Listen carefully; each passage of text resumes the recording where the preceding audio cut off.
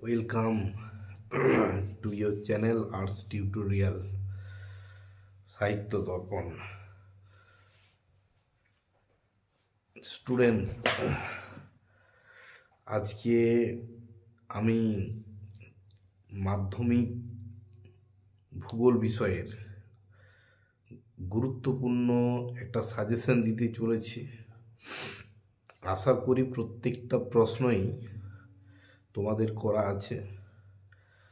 খুব গুরুত্বপূর্ণ, অনেক ভেবেচিন্তে এই প্রশ্নগুলো করেছি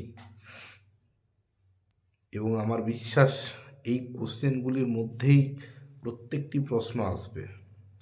অতএব তোমরা ভিডিওটি স্কিপ করে যেও না, খাতা পেন নিয়ে বসে পড়ো। এক একটা প্রশ্ন বলবো, তোমরা লিখে নিও এবং যে কটা দিন আর আছে এই বড় প্রশ্নগুলি, এই গুটি কয়েক বড় প্রশ্ন তোমরা মুখস্থ করে যেও। আমার বিশ্বাস এই প্রশ্নগুলির মধ্যেই তোমরা কমন পাবেই। চলো শুরু করা যাক, বেশি কথা বলবো না। প্রথম প্রশ্ন, যেটা পর্ষদের টেস্ট পেপারটা আমি বিশ্লেষণ করে যেটা সবথেকে বেশি পেয়েছি, সেইটা হচ্ছে হিমবাহের ক্ষয়কার্যের ফলে গঠিত যে কোনো তিনটি ভূমিরূপের চিত্রসহ আলোচনা করো।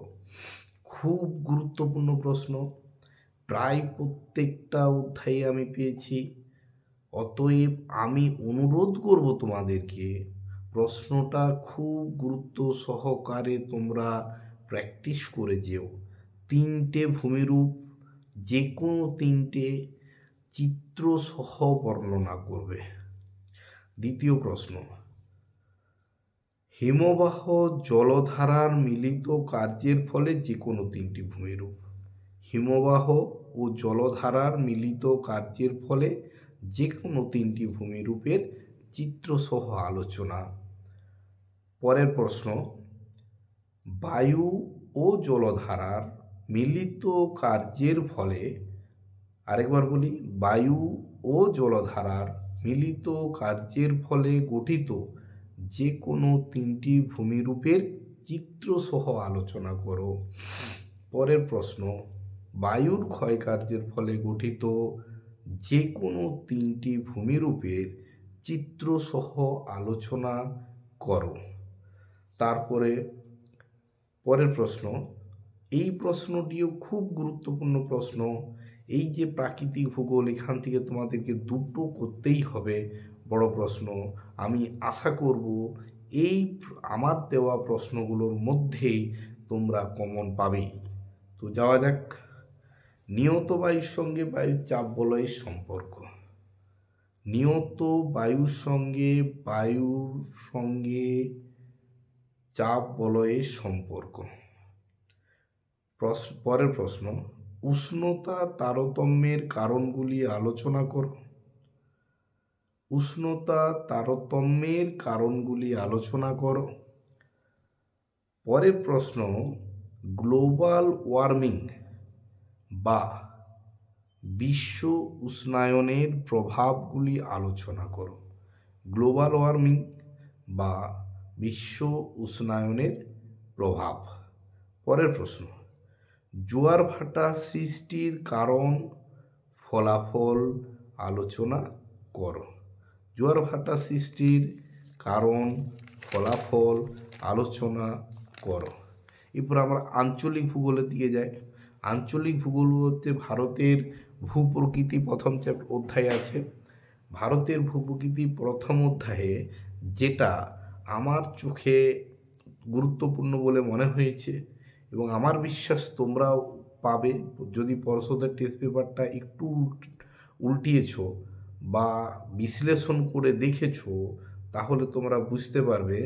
প্রস্থ বরাবর হিমালয় পর্বতের ভূপ্রকৃতি আলোচনা করো। প্রস্থ বরাবর হিমালয় পর্বতের ভূপ্রকৃতি আলোচনা করো। অথবা পশ্চিম হিমালয়ের ভূপ্রকৃতি আলোচনা করো। পশ্চিম হিমালয়ের ভূপ্রকৃতি আলোচনা করো। পরে ভারতীয় জলবায়ুতে মৌসুমি বায়ুর প্রভাব আলোচনা করো। ভারতীয় জলবায়ুতে মৌসুমি বায়ুর প্রভাব আলোচনা করো। এরপরে হচ্ছে ভারতীয় কৃষিতে যায়। ভারতে কৃষির মধ্যে ধান, গম, চা, কফি এবং ইক্ষু। ভারতীয় কৃষির মধ্যে ধান, গম, চা, কফি এবং ইক্ষু। এর মধ্যে ইক্ষু এবং গম, এটা তোমরা খুব গুরুত্ব সহকারে করে যাবে। ইক্ষু এবং গম খুব গুরুত্ব সহকারে করে যাবে এবং বাকিগুলো দেখে যাবে। এটা কেউ অবহেলা করা চলবে না। যেগুলো বললাম সেগুলোর মধ্যেই পড়বে। ধান, গম, চা, কফি, ইক্ষু, এগুলো ভালো করে দেখে যাবে। তার মধ্যেও গম এবং ইক্ষু চাষের অনুকূল ভৌগোলিক পরিবেশ আলোচনা করো। এরপর শিল্প চলে যায়। এইখানে তোমাদের দুটো করতে হবে আঞ্চলিক ভূগোল থেকে, আমার বিশ্বাস, এবং তোমরাও দেখবে। কৃষি থেকে একটা করো, শিল্প থেকে একটা করো।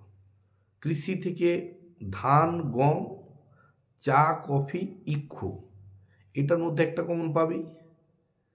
এবং শিল্প থেকে আমি যেটা সিলেক্ট করেছি, অনেক বিচার বিশ্লেষণ করে আমি যেটা সিলেক্ট করেছি, সেটা হচ্ছে পূর্ব মধ্য ভারতীয় লৌহ ইস্পাত শিল্পের কেন্দ্রীভবনের কারণগুলি আলোচনা করো।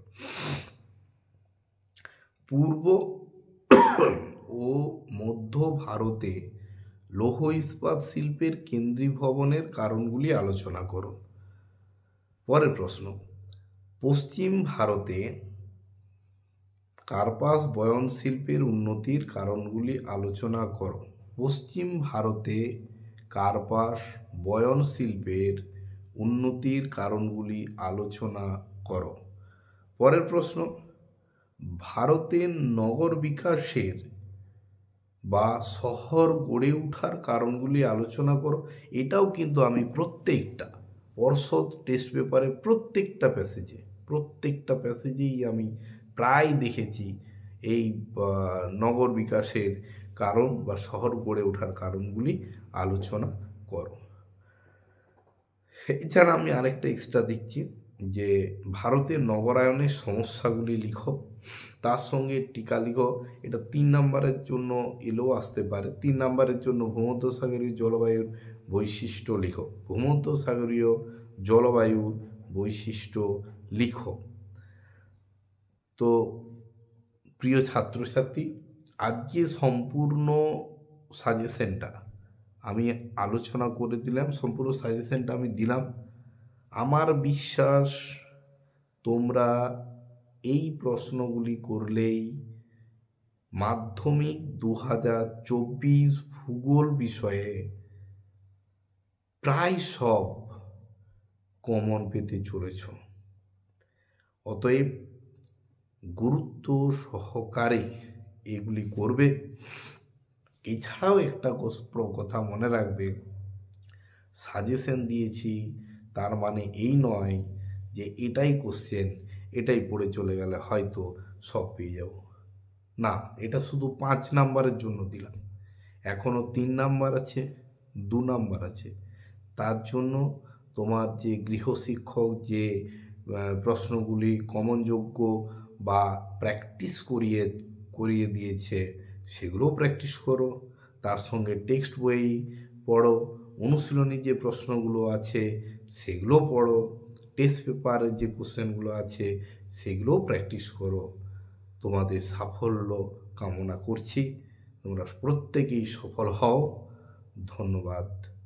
আর যাওয়ার আগে এটাই বলছি যে আমার যে চ্যানেলটি এখনও কেউ সাবস্ক্রাইব করনি, চ্যানেলটি সাবস্ক্রাইব করে পাশে থাকা বেল আইকনটি প্রেস করে দিবে, যাতে পরবর্তী ভিডিওর নোটিফিকেশন সবার আগে তোমার কাছে পৌঁছে যায়। সুন্দর সুন্দর ভিডিও পাওয়ার জন্য ধন্যবাদ।